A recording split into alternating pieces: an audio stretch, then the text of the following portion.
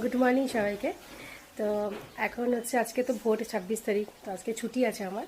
তো এখন হচ্ছে আমি ঘুম থেকে উঠলাম, ঘুম থেকে উঠে সমস্ত কাজকর্ম কমপ্লিট হয়ে গেছে মোটামুটি। কাকে ভোট দিচ্ছ? সিক্রেট। তো দেখা যাক কাকে ভোট দেওয়া যায়, চিন্তায় আছি কাকে ভোট দিব। আপনারা মেসেজ করে জানান কাকে ভোট দেওয়া যায়, যে জিতবে তাকে ভোট দিব।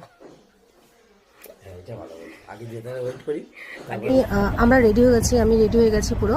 তো এখন যাব হচ্ছে মার বাড়িতে, কারণ যেহেতু আমি শ্বশুরবাড়িতে এদিকে আমার বাড়ি হয়ে গেছে শ্বশুরবাড়িতে, কিন্তু ভোটের কোনো কিছু আমি এখন চেঞ্জ করিনি। তো সেজন্য এখনও পর্যন্ত আমি সেই আমার পাড়াতেই ভোট দিই। আশা করি আগামী বছর ওখানেই দিব।